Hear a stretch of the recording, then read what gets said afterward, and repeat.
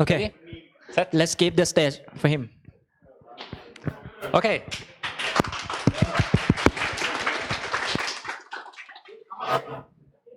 Hello, everyone. My name is Federico Zanetello. I'm an iOS developer here in Bangkok. I've been working already for about 3 years here in Bangkok. I also have a blog. I hope some of you know me because of this blog here. It's all about iOS. But actually, I know that most of you know me because of this app here. In case you don't know, this is called Bangkok Metro, and it's an app for the public transportation here in Bangkok that I've made. And this is like all BTS, all MRT, etc., all in one app. But enough about me. Let's go back to the main topic. So machine learning. This is a topic that I was always interested in, but I've never really had a chance to work with this big topic, especially in the iOS world. So this year I decided to change this, and I started studying about machine learning. And one of the first questions that I had was, why should I care? Because we are iOS developers, so usually we make a network request, we parse some data, we throw the results in some fancy table view, we do animations, we do transitions, but we don't usually deal with machine learning, at least not in the device itself.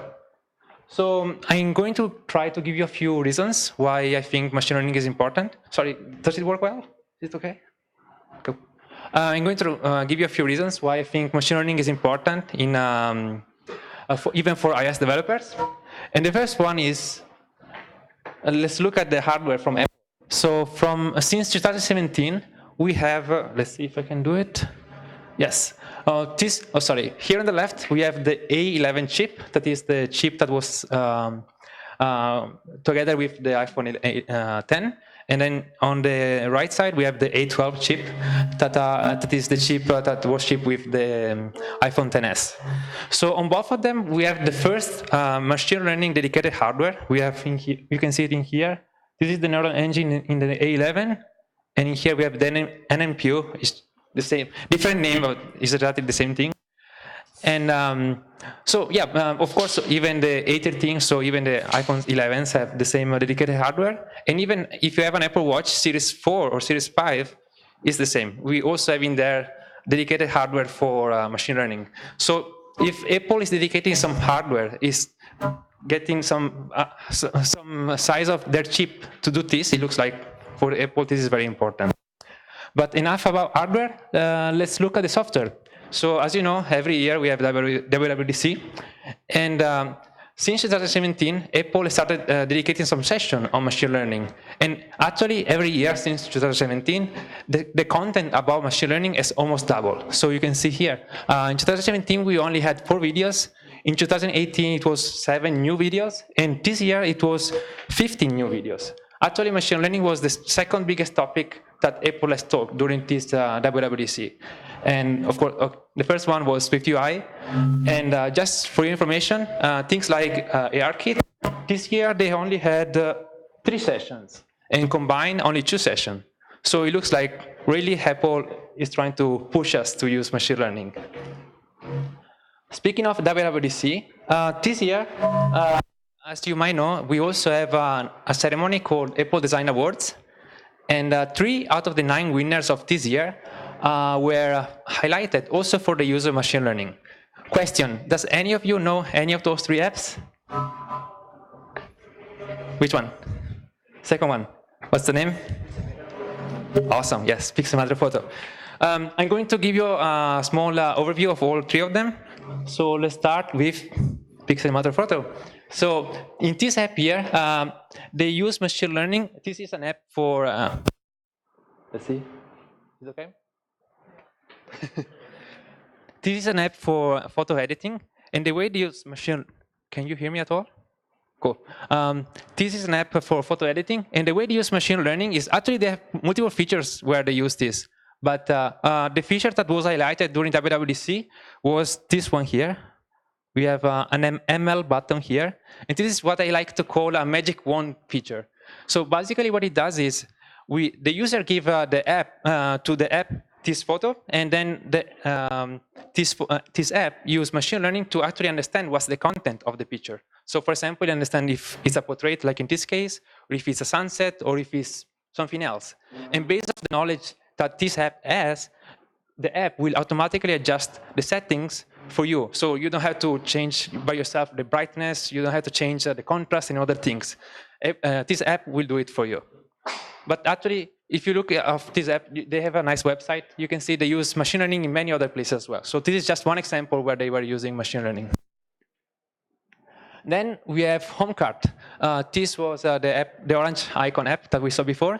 And this is a basketball for basketball players.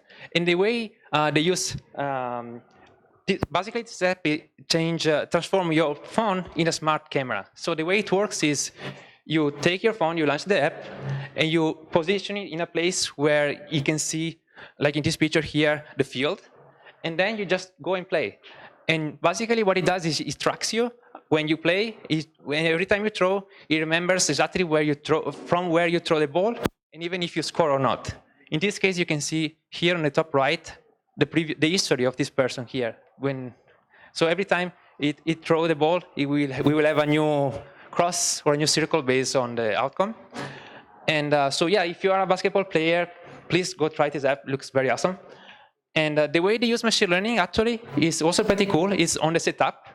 So on the setup, because this app has to work in everything, in multiple basketball fields that are very different based if the place is indoor, if it's outdoor. Also the lines, if you think about it, they're not always the same color. So all of this is very hard to do via traditional software. So they are using machine learning to actually, on the setup phase, to understand where the field is on the frame of the camera. So yeah, I think this is the most cool app that has won the Apple Design Award this year. Then lastly, we have another app called ButterflyIQ. And as you can see here, it's not just an app by itself, but it's an app with also a sensor. This is an ultrasound sensor, and it helps doctors and nurses do ultrasound scans anywhere in the world, because usually this kind of device is of the size of a fridge, and it's not very mobile. So with something like this, instead we just use this sensor that is about $2,000 and our phone. So all the computer power comes from our phone, and just with this we can do a scan anywhere in the world. And so you can think, especially like in third world countries where we don't have many hospitals yet in some areas, something like this can be very, very important, especially because sometimes people cannot move around. So having something like this will let nurses and doctors come to you instead of you having to go to a hospital and do this kind of scans. And in this app, the way they use machine learning is basically to guide the doctor or the nurse to position the sensor at the right place to get the perfect picture for doing the diagnosis. Cool. One more reason why I think machine learning is quite important even for iOS developers is this one. So as you might know, software is eating the world, but actually AI, which is where machine learning is part of, is eating software. So actually, if we start using machine learning let us write less software, but better software. So I think even just with this reason, I think machine learning is something that everybody should do, even iOS developers. Cool. So those were a few reasons on why I think machine learning is important for even iOS developers. And now let's go back to see what Apple gives to us. So as I said before, Apple has started releasing software dedicated to machine learning, even for not only to be used within Apple, but also from developers outside since 2017. And they have released different frameworks. And every year they are adding more and more frameworks. And in this moment, as of today, we have 4 domain-specific frameworks and 1 more general framework. And I'm going to give you an example of every single one of them. The first one is called Vision, and as the name say, it's all about pictures and videos. So in here, I have highlighted some of the features. If you're interested in any of those in particular, please come talk to me after the talk, because yeah, I cannot talk about all of them, otherwise we will finish tomorrow. Cool. So Vision is all about pictures and videos. Well, how it works is we just give a JPEG or a picture from the camera directly to Vision, and from Vision we can just ask this kind of information, so we can make our app understand something that otherwise would be very hard for us to code. And yeah, and it's very easy to use. With very few lines of code, we can get very strong and powerful results. Then we have natural language. So Vision was all about pictures and videos. The natural language framework is all about text. So with this, we can give to this framework things like an article, we can give a book even, or even just text that the user has put as input. And it can understand things like the sentiment. So it can understand if something is positive or negative, or it can understand things like, okay, this is a scientific article, or is something that a kid has wrote, or something like this. And it also understands things like the language of the text, and it does also other kind of extrapolation from the text for us. And again, it's very easy to use. So those were 2 out of 4. The last 2 frameworks are all in the domain of sound. And we separate in 2 places, in 2 frameworks.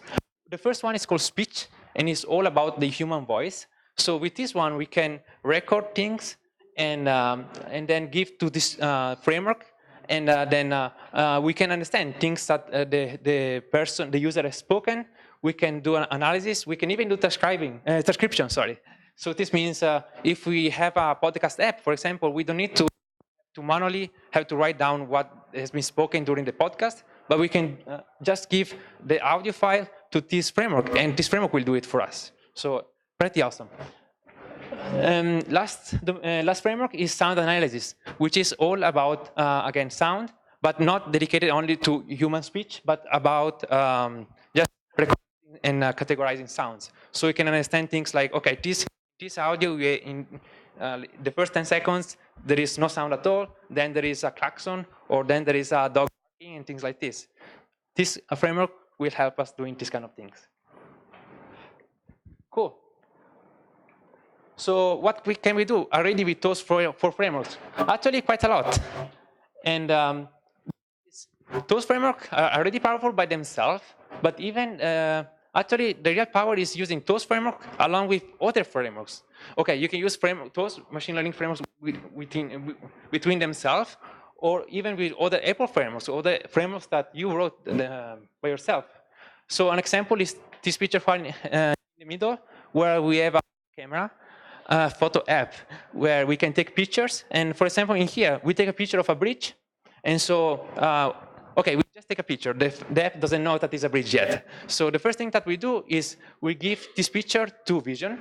And Vision will let us know that, okay, this is a picture of a bridge. And not only that, but it also will let us know where the bridge is. So this is how we get this rectangle that tells us exactly where the content, the subject of this picture is placed in the frame. And then we can use things like MapKit. So in this case, because we are taking a picture with an iPhone, we can extract the metadata of the picture. And we know that we take the location where this picture was taken, and we can ask MapKit, okay, in which city I am now? And MapKit will tell us, okay, in this case, we are in San Francisco. So with this, we have the information, okay, we are here in San Francisco. And then, still with MapKit, we can ask things like point of interest. And so we can give, okay, in this location, what are the points of interest that are nearby? But we are not interested in any point of interest. We are interested in bridges. So we ask this to MapKit, and it turned out that nearby this picture, we have the Golden Gate Bridge. So there we go. Now we have all of this information in very few lines of code, and it's a very beautiful experience for the user. So again, with very little knowledge of how machine learning works, and with very little code from our side, we can make very strong and very beautiful experience for our users. Cool. So far, I only talk about the domain-specific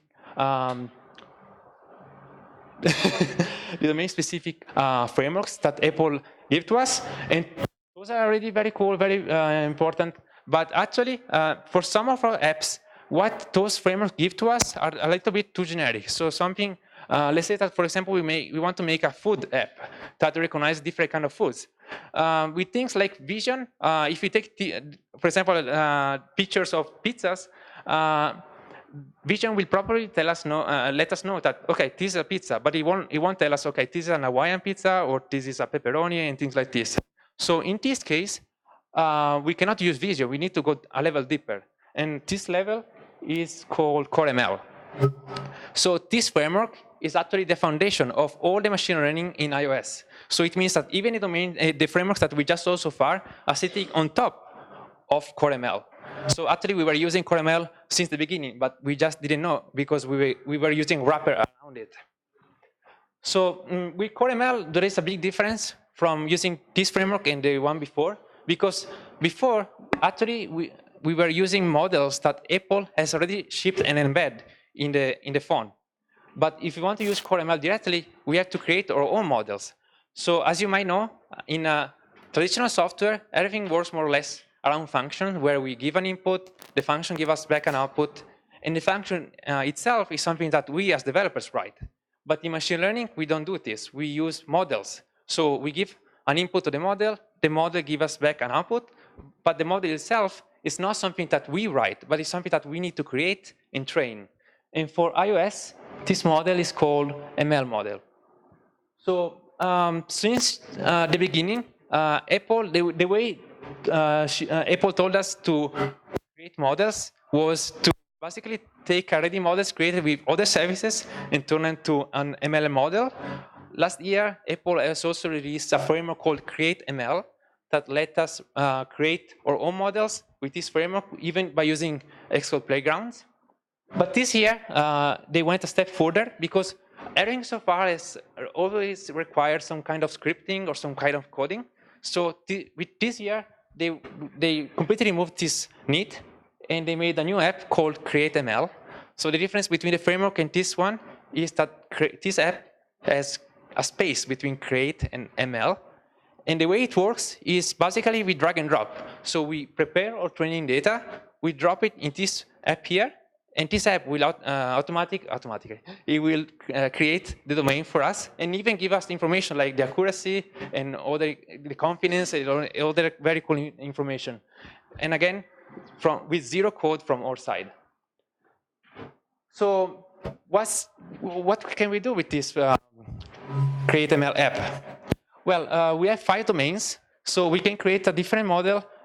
We can create all different models for every single one of those domains. And I'm going to give you an example for every single one of them. I will not give you all the options because, again, it requires too much time. But please, if you're interested in any of those more in particular, come to talk to me after the talk. So let's start with. So in here, we can see an example already. In this case, we're using CreateML. This is a window from when you create a new project in CreateML. And for image, we have 2 domains, image classifier and object detector.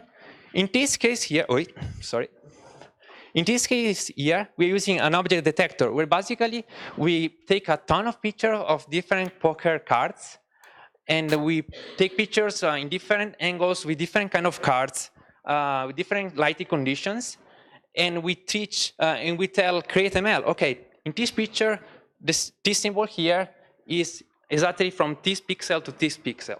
And we do this for every single kind of card that we need our app to recognize. And after we have all of this data, it has to be hundreds of pictures, we use CreateML, and CreateML will give us back a new ML model. And then we can make an experience like this one, where we have an app that recognizes what's our poker hand, and let us know, okay, in this case we have a full house, and how much likely we are to win, etc., etc. Another domain is the sound domain. So for the sound domain, we can do sound classification. So we can basically teach a model to recognize sounds that our app is interested in. So if, for example, in this case, we can make an app that understands what we can give to an app like a live show sounds, and the app can tell us, okay, in this part is where the singer is singing, in this part is where there is the guitar solo, and this is the part where the people are cheering and clapping, etc., etc. Then, new from this year, we also have the motion domain, and this uses things like the accelerometer and the gyroscope. So with this kind of data, the Apple Watch is the perfect candidate for this kind of applications. And what we can do is, after we record many different actions and different movements, we can train a model to recognize different kind of things. And in this example, we are making a tennis app that recognizes. So basically, this app, what it does is you can create, if you're a tennis player, you launch the app and you hit record at the beginning of your game, and the app will, while you play, it will recognize every single, I don't know how you call it, like throw that you make, swing, maybe. And yeah, and at the end of the game, the user can just look at the app and see, okay, I've used this way instead of the other more, how powerful I was, etc., etc. Cool. After motion, we have text. So again, in this case, we have two options. We have the text classifier and the word tagger. And in this case, we're using the word tagger option. And in this case, we have an app that is a recipe app. And what we do with this app and with this model is extracting the tags of the recipe automatically with our model. So in this case, we have some description in here, but we don't require the user to actually give us the tags for this recipe. This model will automatically understand the tags, the token of the recipe, and automatically make the tags for us. Last domain is the table domain. So this is the most generic of all the domains. And how it works is basically you can think, we basically give to our CreateML app a table full of rows. So you can think like a SQL table or an Excel file or something like this. And we can make an app like this one. This is the tabular regressor, where basically we give to CreateML app 4 columns. And basically in this app, what we do is we want to estimate the cost of the house. And so we give to our model many examples of houses with how many rooms, how many bedrooms, how many toilets they have, and how many cars the garage can fit. And also in the model, in the training data, we also have to give the estimate value for that house. So then we use CreateML and tell, okay, use the first 3 information, so the room numbers and the garage size as your input, and the estimate value of the house as your output. So what we can do next is we can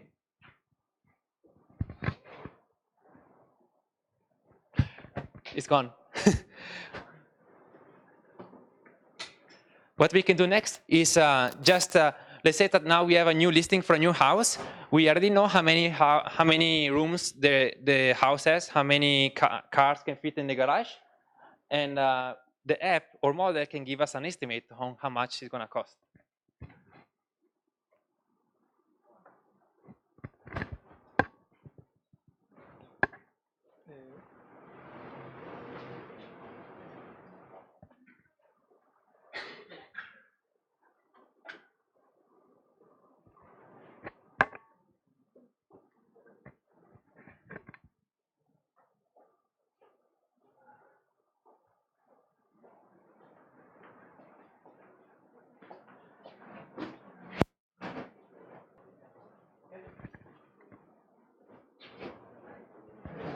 Cool, sorry for the interruption. So those were the 5 domains that CreateML offers to us to use and to create the models. And I want to give one more feature that was shipped this year with iOS 13, and that is on-device training. So until last year, so until iOS 12, if we wanted to update a model in our app, the only ways to do it is use third-party machine learning frameworks. But if you wanted to stay just native, so if you just wanted to use iOS native tools, the only way to update the model was actually to update the app. And so this means that our model was the same for every single one of our users.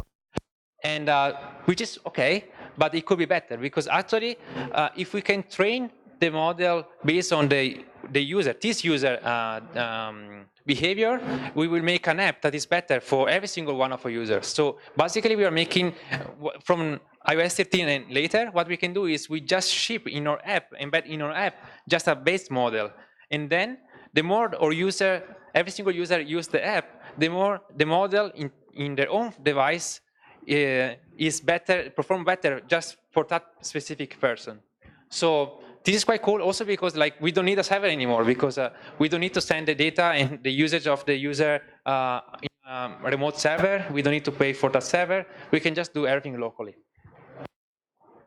So those were the new features. And if you want to look at the example on how machine learning is used, we don't need to go very far away because actually we can. The more we think about how Apple, about tools from Apple, the more you will see usage of machine learning.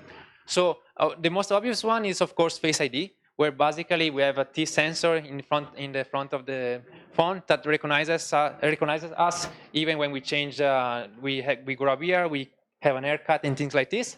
Or if you think even the Apple Watch, we have the fall detection. And if you mock a fall, if you try to make it fall like by not a real fall, Apple Watch will not trigger. So you really have to fall the proper way to actually have the model trigger. And also in here I'm mentioning more examples. If you are interested in any particular, again, come to talk to me after the talk. And these were from Apple, but actually in the App Store, we already have hundreds, if not thousands of other apps that already use machine learning today. So I hope after this talk that I will be able very soon to add your app icon in this list soon. So with this, I have some credits and resources. I'm going to upload these slides with a lot of notes from my side and more links on Twitter and on GitHub later. And with this, I want to thank you again for having me tonight, and I'm done.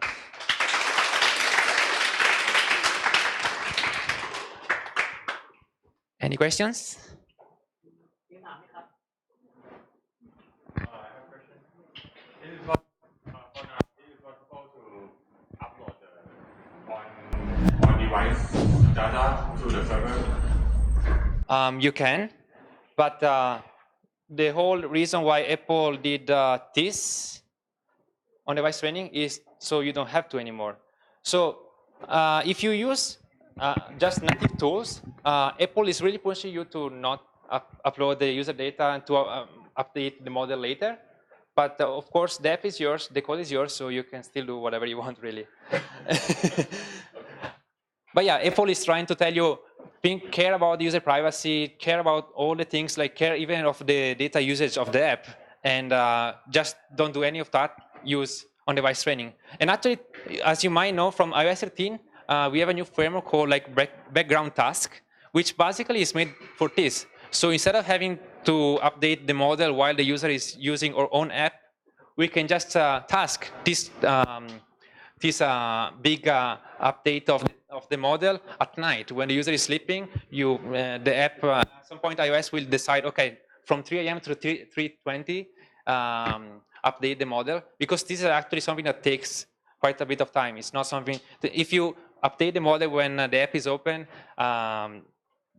yeah, the user experience will suffer because it's not something that is instant. Even actually, if you use CreateML with thousands of pictures, it's not something that takes just a minute. It can take even hours, depending on which MacBook you are using. So, yeah. So again, Apple is trying really hard to make you not want to use a server to do these kind of things. How big is the performance especially on device? Like, will there be any performance? So, of course, Apple is shipping all this hardware dedicated to machine learning exactly to make it as powerful as possible. But for some things, it's still not instant. So you have a few options. For example, you can tell your machine learning to, instead of running on the GPU, run only on the CPU, in case you care more about the UI, etc. And what's another one that they made? Yeah, so for example, for speech, if I'm not mistaken, it recognizes a lot of languages, but not all of them.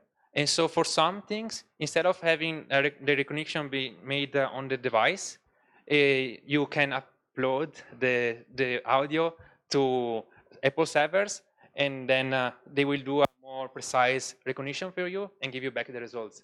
So yeah, it depends on the app. It depends on how your model, etc., etc. But it's not something that is like instant sometimes. All right. Thank you very much. Okay.